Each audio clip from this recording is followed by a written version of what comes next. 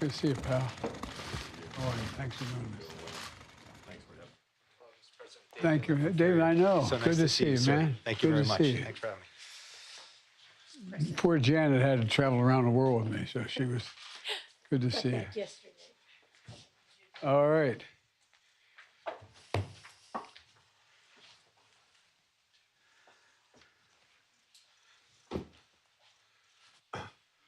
Hello, everyone up there on the board. I want to thank you, all of you, for joining today. I just got back from an overseas trip where I spoke in Egypt at the COP27, the United Nations Climate Conference, and then to the leaders of the ASEAN countries in Cambodia.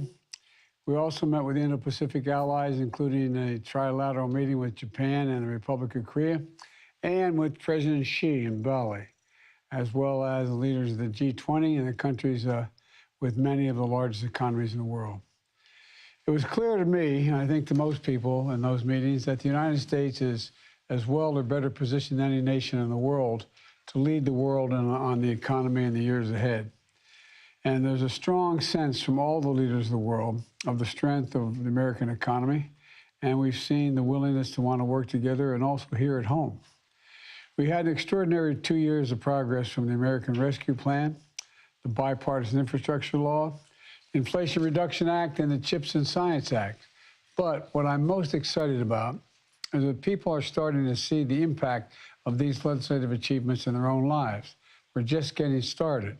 We passed them this year, but now they're really going to kick into effect. It's going to accelerate in the months ahead. And the implementation of these legislative achievements is going to be one of the key parts of the success, I believe, for the economy.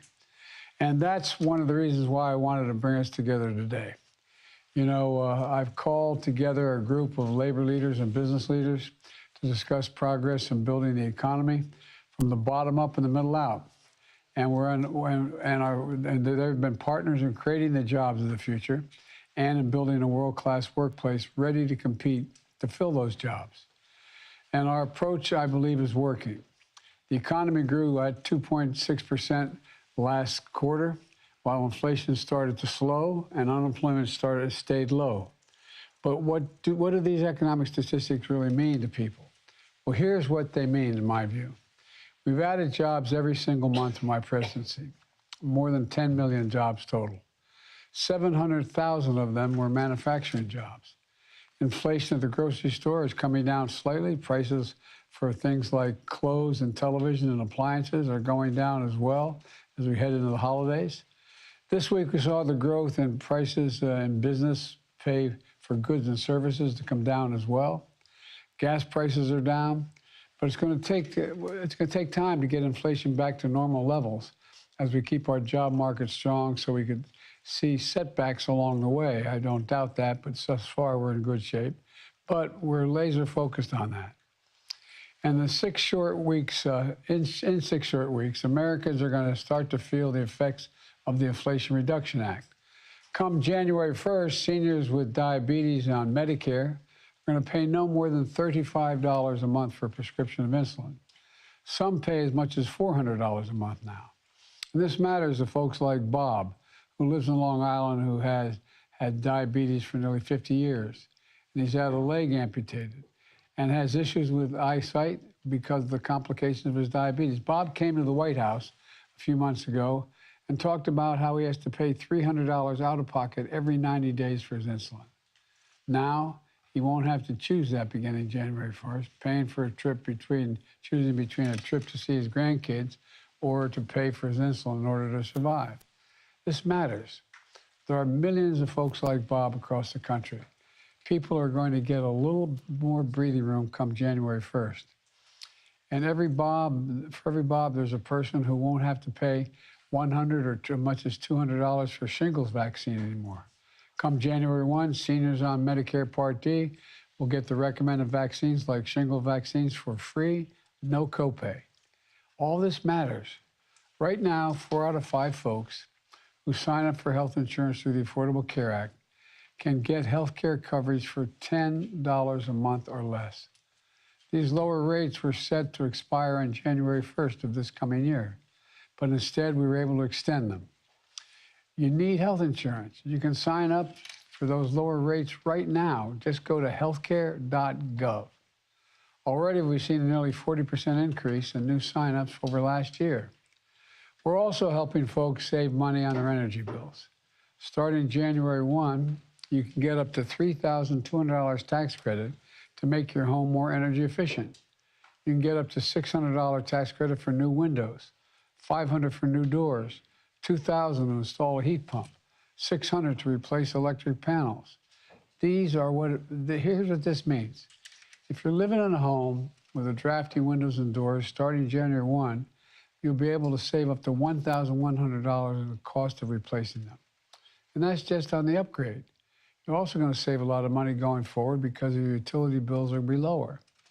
And that's good for your wallet, but it's also good for the environment because you're using less energy. And that's not all. If you want to install solar panels on the roof, you can get a tax credit for 30% of the cost. It'll bring down the cost of installation by about $7,500. And when you get to keep savings money on your electric bills for the remainder of the year, is about $300 a year on average. Look, if you switch to electric pump to heat your home, you can get a tax credit covering up to $2,000 of the cost.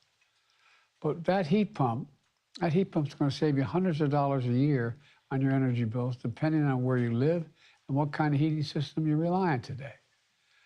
Look, we're talking about real money here to save people, and it's just going to start kicking in now.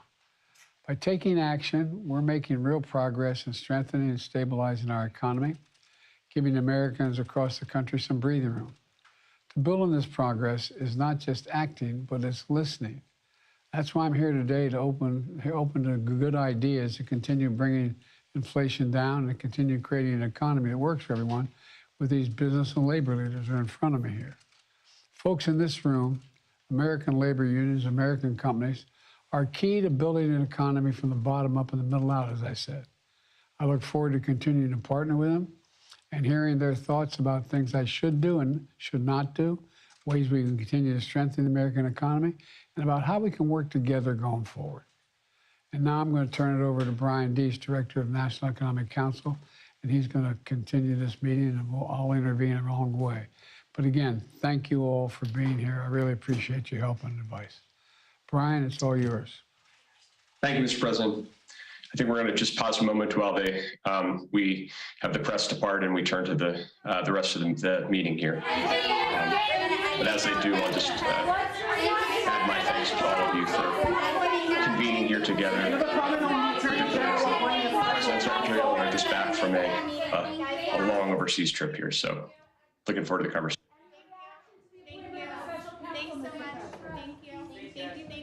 Thanks, guys. Let's go. Thanks, guys. Thank you. What's your message to North Korea?